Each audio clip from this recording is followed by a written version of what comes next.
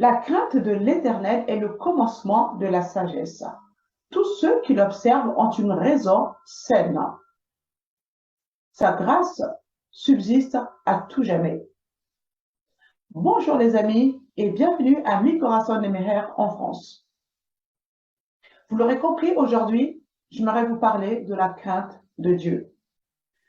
Vous savez, de nos jours, la plupart des messages populaires que nous entendons dans les églises tournent autour de la grâce de Dieu, des bénédictions de l'Éternel, la prospérité, la miséricorde de Dieu, etc. Mais cependant, le message de la crainte semble être un sujet qui fâche. Est-ce par peur de perdre les fidèles ou pour plaire aux hommes? Telle est la question. Mais vous savez, pour mesurer la grâce de Dieu, vous devez réaliser ce que dit la Bible dans Romains 3, 23. Tous ont péché et sont privés de la grâce de Dieu. Il faut donc comprendre que nous méritions tous, au fait, une sanction. Mais que finalement, cette sanction a été levée. Que Jésus-Christ a pris votre place. Cela qu'il est écrit que le châtiment qui nous donne la paix est tombé sur lui. La crainte de Dieu est le commencement de la sagesse. Mais écoutez ce qui suit derrière. Tous ceux qui l'observent ont une raison saine. Autrement dit, quand vous avez la crainte de Dieu, ce respect dont il est digne, vous avez une raison saine. Vos décisions sont saines. Vos pensées sont saines. Votre conduite est saine. Et vos actions sont en accord avec la parole de Dieu. N'est-ce pas merveilleux ça? Mais celui qui dit que Dieu n'existe pas, la Bible dit qu'il est un insensé. Mais celui qui craint Dieu ne manque de rien. On aspire tous à être comblés des bénédictions de Dieu. Alors, la solution est simple. Nous devons craindre Dieu. C'est alors que nous serons comblés. Pourquoi devant un radar lorsque nous roulons?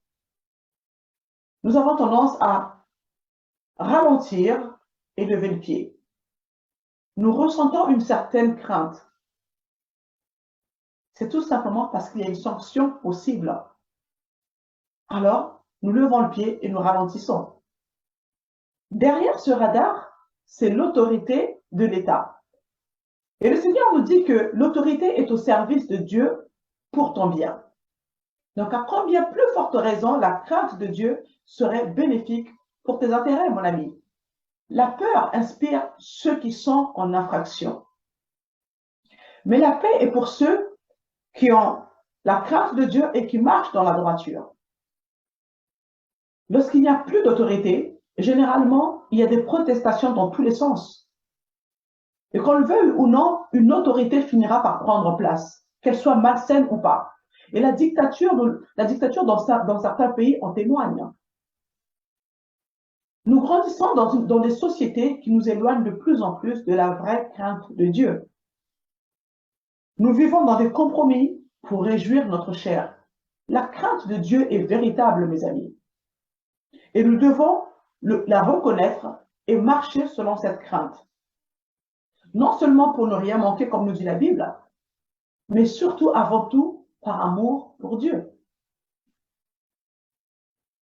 Dieu n'est pas notre garçon de course à qui nous adressons toute une liste de nos besoins et attendons de lui qu'il dise Amen à tout. Il nous demande de respecter sa parole et de nous conformer à celle-ci. Vous savez, Dieu est notre créateur, il est l'auteur de notre souffle. Il est le créateur de tout ce qui vit, de tout ce qui respire. Car depuis la création du monde, les perfections invisibles de Dieu, sa puissance éternelle et sa divinité se voient dans ses œuvres quand on y réfléchit. Mon ami, observe tout ce qui t'entoure et réalise la grandeur de Dieu et crains Dieu. Cesse de contester, de négocier avec Dieu. Toi l'argile, toi le vase de terre. Nous lisons dans Romains 9, verset 20-21 où il est écrit « Ô homme, toi plutôt qui es-tu pour contester avec Dieu? Le vase d'argile dira-t-il à celui qui l'a formé, pourquoi m'as-tu fait ainsi? Le potier n'est-il pas maître de l'argile pour faire avec la même masse un vase d'honneur et un vase d'usage vil.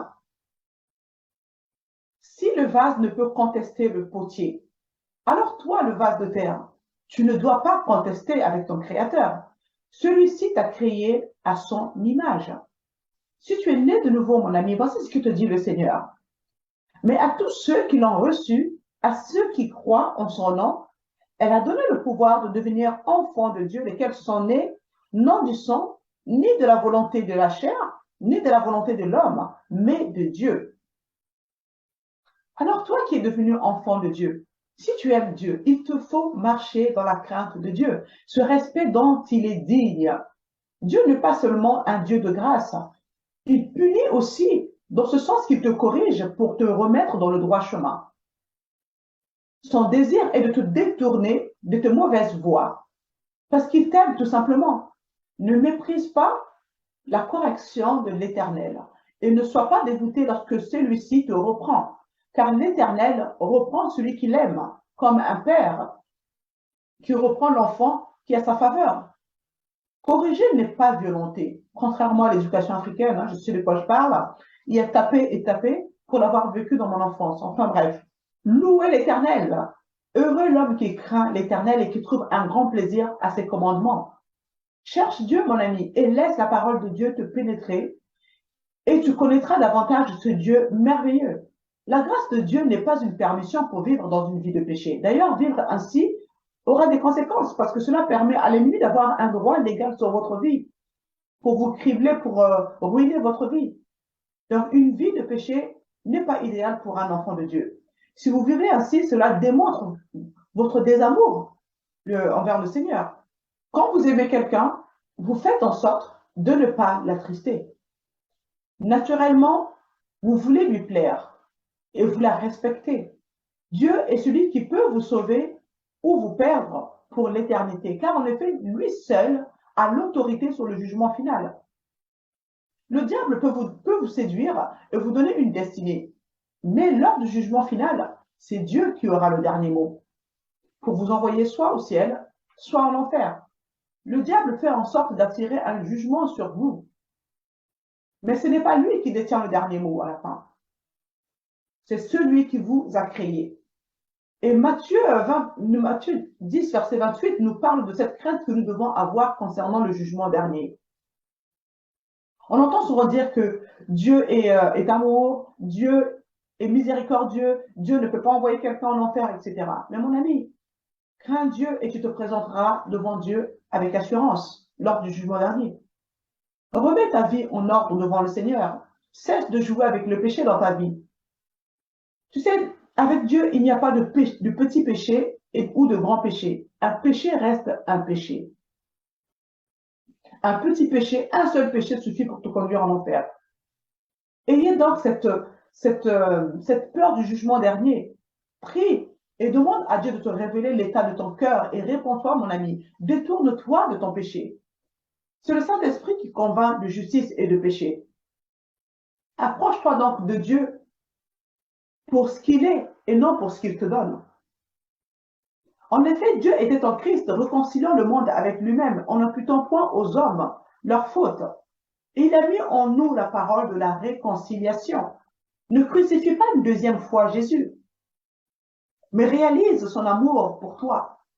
Dieu a pris ta place, il a pris ta sanction, il est mort à ta place pour que tu puisses avoir la vie éternelle. Oui, en effet, Dieu a tant aimé le monde qu'il a donné son Fils unique afin que quiconque croit en lui ne périsse point, mais qu'il ait la vie éternelle. N'endurcis pas ton cœur, mon ami, si tu écoutes ce message.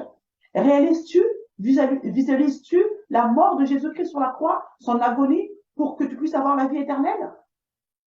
Lui qui n'a point commis de péché, et dans la bouche duquel il ne s'est point trouvé de fraude, il a accepté de subir le châtiment que tu méritais, car en effet, il est écrit que le salaire du péché, c'est la mort. Et quand vous lisez ce passage dans Romains 6, verset 23, le salaire du péché, c'est la mort. Le péché est au singulier, il n'est même pas au pluriel. Donc, ce qui signifie qu'un seul péché suffit pour te conduire en enfer. Combien notre Dieu est patient et merveilleux, mon ami. Quiconque lui ouvre son cœur bénéficie de sa grâce. Craignons Dieu, mes amis. Si vous n'êtes pas encore réconcilié avec Jésus-Christ, vous trouverez à la fin de cette vidéo une prière qui vous aidera à inviter le Seigneur Jésus dans votre vie comme Seigneur et Sauveur personnel. Si vous avez appris quelque chose au travers de ce message, alors partagez ce message, abonnez-vous pour ne rien manquer. Je vous dis à très bientôt les amis. En Christ, vous êtes déjà bénis. À bientôt.